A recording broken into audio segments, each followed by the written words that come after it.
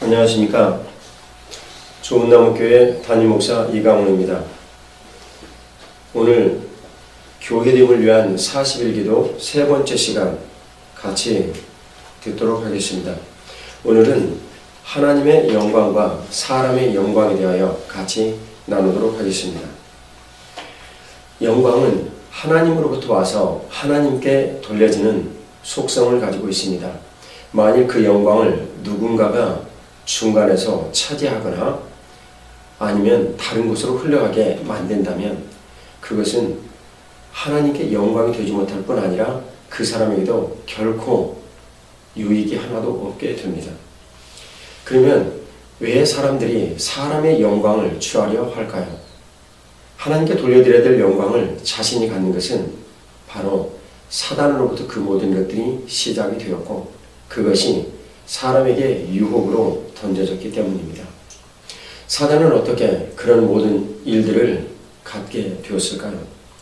그것은 원수 마귀가 이사야서 14장 12절과 13절의 말씀에 따르면 자기의 위치에서 하나님을 경외하며 찬양하는 것이 아니라 내가 하늘 위에까지 높아지리라 교만한 마음을 가졌습니다. 자신이 하나님의 거룩하신 영광을 지켜보고 그 영광에 대한 욕심을 갖게 된 것이죠. 그래서 원수 마귀는 흑암의 세상인 지금의 세상으로 쫓겨났습니다. 유다서 1장 6절을 저희가 어제 살펴봤는데 그 내용은 흑암이라고 부릅니다. 우리가 살고 있는 세상이죠. 원수 마귀가 주인이 되어 자기 위치를 떠나 하나님과 동등됨을 누리려 하다가 쫓겨난 것이 세상입니다. 당연히 속성은 하나님 중심으로 살려는 것보다는 내 힘과 내 중심으로 살려는 속성을 갖게 된 것이 세상입니다. 사람들은 세상에 살면서 익히 그러한 일들에 익숙해졌고 배우면서 살아왔습니다. 이 세상은 사단이 가지고 있는 속성을 극히 적나라하게 드러낼 수밖에 없는 것이죠. 그러면 사단은 왜 이러한 속성을 지게 되었을까요? 자신이 영광을 하나님께 돌려야 되는데 그 영광을 돌리지 아니하고 자신이 차지하고 싶은 이 일을 하다가 쫓겨났기 때문에 그는 그가 지어진 속성상 특징인 영광을 돌려드리는 일을 하나님께 하지 아니하고 그 영광을 자신이 중간에서 차지하려는 속성을 갖게 되었습니다. 그래서 만일 우리 중에 누군가가 하나님을 경외하고 높여드리게 되면 원수 마귀는 본능적으로 시기와 질투에 가득 차서 거의 반 미칠 정도가 되죠. 교회는 이런 이유로 원수 마귀의 끊임없는 공격을 받게 되어 있습니다. 교회는 하나님을 경외하고 높여드리는 곳이거든요. 그 예배가 생명인 곳이거든요.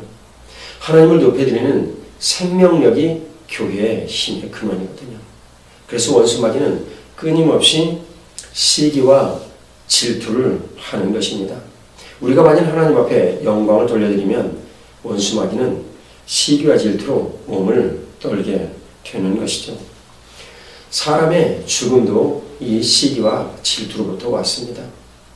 급기야는 예수님을 십자가에 매달아 죽게 한 것도 시기와 질투 때문에 십자가에 예수님께서 매달리는 결과를 낳게 되었죠.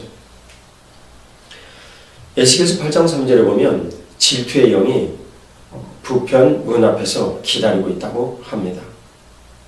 교회 안에 시기와 질투의 영향력이 나타나기 시작하면 교회는 큰 분란이 쌓이게 되죠.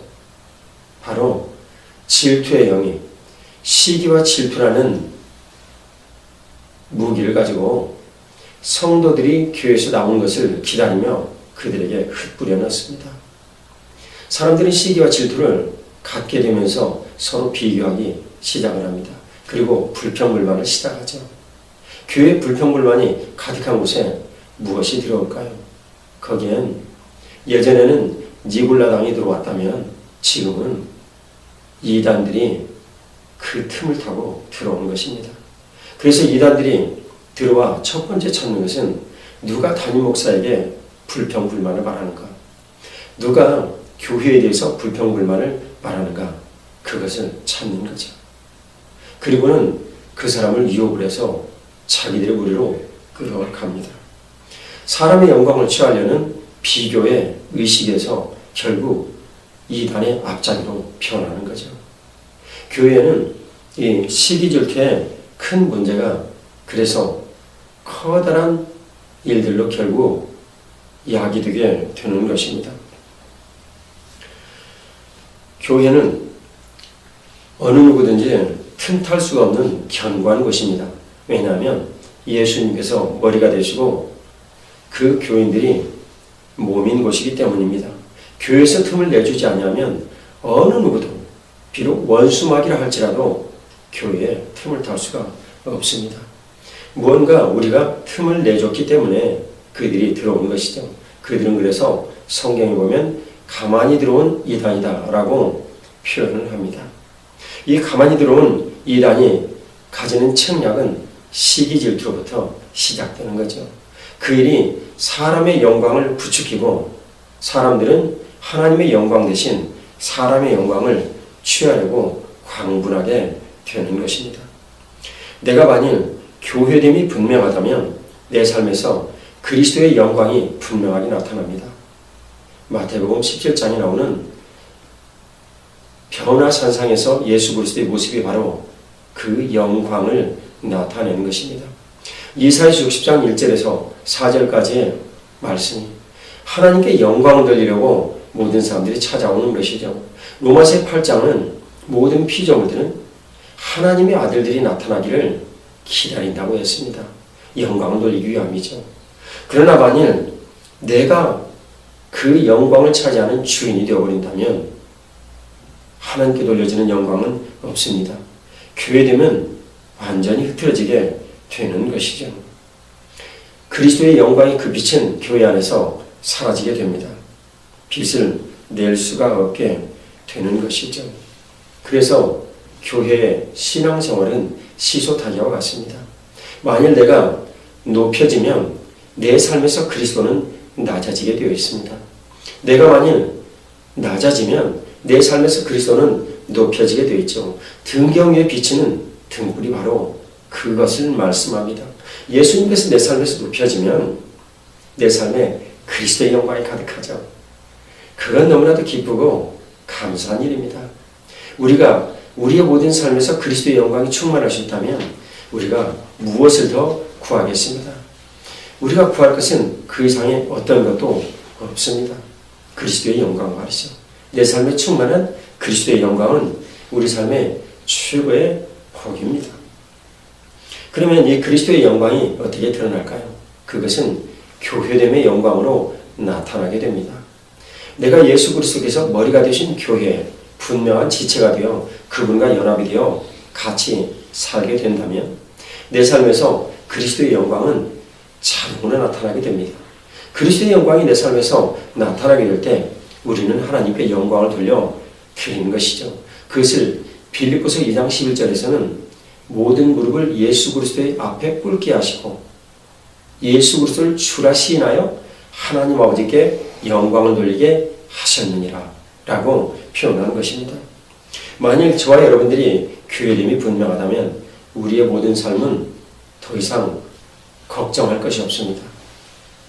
하나님 보여주신 놀라우신 충만함과 축복이 우리 삶에 이미 풍성한 거죠. 교회는 그러한 것입니다. 하나님의 영광이 교회의 영광이 되어 그리스도 예수 우리 주님의 머리 되심을 통하여 우리의 모든 삶 가운데서 드러나는 것입니다. 교회됨이 모든 성도들에게 분명하다면 그 교회는 건강한 교회입니다. 건강한 교회됨이 우리 안에 분명히 나타나게 될 때 우리는 더 이상 사람의 영광을 추구하지 아니하고 하나님의 영광을 보게 될 것입니다. 건강한 교회는 어떤 이단도 결코 틈탈 수가 없습니다.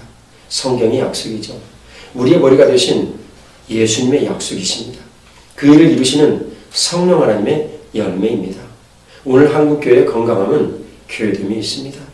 사람의 영광이 사라지고 하나님의 영광, 그리스도의 거룩하신 교회됨의 그 영광이 충만한 그날을 이제 우리는 분명히 맞을 것입니다. 그를 위해서 오늘 우리가 기도할 수 있기 때문입니다.